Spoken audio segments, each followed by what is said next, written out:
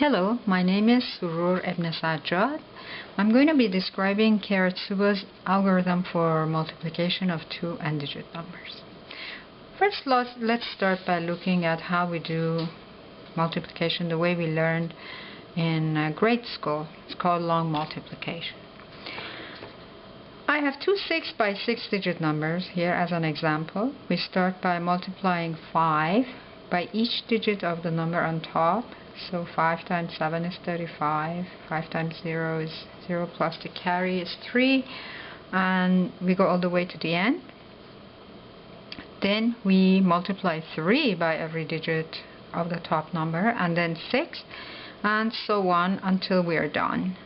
So we have done 6 multiplications for each of these 6 digits for a total of 36 single-digit multiplications. In general, if my numbers are n digits, to multiply two n-digit numbers, I need to do n squared one-digit multiplications. So if I have 2,000-digit numbers, I will have to do 1,000,000 single-digit multiplications. So why do we care about this?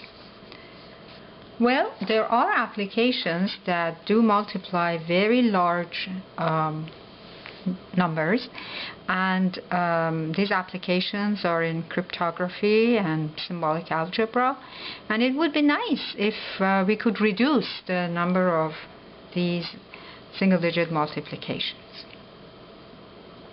So let's look back at the multiplication that we did for example. I can rewrite my two numbers as a number, for example 965,107, I can write it as 965,000 plus 107. So essentially I've cut the digits into half and then padded it, the most significant part with some zeros, and then added it to the least significant part. And the same thing with the second number, that's equal to 102,000 plus 635. I'm going to make these zeros powers of 10, and then I see two expressions getting multiplied, and I can use my basic algebra to distribute. Okay, so after I have distributed, I get 4 terms, 1, 2, 3, and 4. And when I look carefully, I see that what I'm essentially doing is I'm essentially doing 3 by 3 digit multiplications this time, but I'm doing 4 of them. I'm going to factor out this 10 to the power 3 out of these two terms, and then look again at the 3 by 3 digit multiplications. So, to summarize, I have reduced the 6 by 6 digit multiplication to 4 3 by 3 multiplications, plus some shifts and some additions. The question is, did that change anything? Not really. I'm still where I was. Why? Because the 4 3-digit multiplications will require 4 times 9 single-digit multiplications, which would be again the 36 multiplications that I had done to start with. Okay, our goal in the next section is try to figure out, can I do the operation that I did just now? I reduced the 6 by 6 digit multiplication to 4 3 by 3 multiplications. Can I change it so I don't have to do 4 of these multiplications? My goal is to see if I can reduce that number.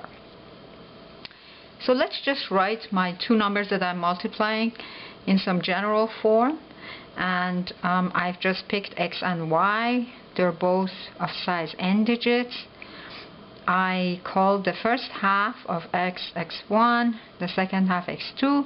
x1 has n over 2 digits, and x2 has n over 2 digits, and similarly for y. And I know I can write x as x1 times 10 to the power n over 2 plus x2, and similarly for y.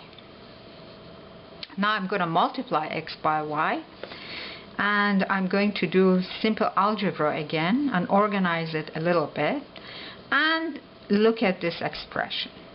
So this is basically the general form of the example that we just saw. So the n by n digit multiplication is reduced to 4 n over 2 digits by n over 2 digit multiplications plus some shifts and additions. Okay, there is a key observation here. The most interesting part of this equation is that I don't really need to have both of these quantities. I don't have a use for them. What I do need is their summation. And so, if I had a clever way of figuring out what the sum is, hopefully using what I have done with x1, y1, because I already had to multiply these two quantities as I need them here, if I could leverage that work and figure this out, I would be in really good shape. So, Karatsuba, a very smart guy, made the following observation. He said, let's take a look at x1 plus x2 times y1 plus y2. I'm just going to do very simple algebra, distribute it, and I get the following expression on the right hand side, and the part in parentheses is just the summation that I just said I need to figure out. I'm going to move this sum to the left hand side and bring the left hand side to the right hand side and take a look at this again and analyze what I'm doing.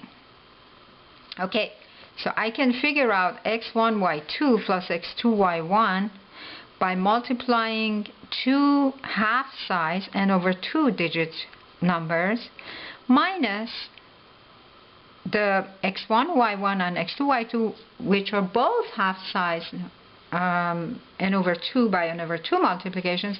And if you recall, I already calculated those. I had to calculate those. So this is the only new multiplication, the only new half size multiplication that I'm doing. So looking back at the previous slide, I can see that in order to figure out x times y, I'm just going to calculate x1, y1, calculate x2, y2, and calculate x1 plus x2 times y1 plus y2, and then I'm all set. And then I get this quantity. So what have I done? I have reduced the number of 4 multiplications to 3 multiplications. In other words, in order to do the multiplication of two n-digit numbers, I need to do 3 multiplications of n over 2 size numbers plus some shifts and additions. Now the recurrence equation for what we just said is T of n equals 3 T of n over 2 plus Cn plus D. And what does that mean? It means the number of steps required to do two n-digit multiplications is equal to the number of steps recursively 3 times the number of steps required to do the same operation but with half-size numbers plus some order n work. Now we know the solution for that recurrence equation is of order n to the power log base 2 of 3. Log base 2 of 3 is less than 2. My regular multiplication operation was order n squared, and this one is n to the power 1.58, something like that.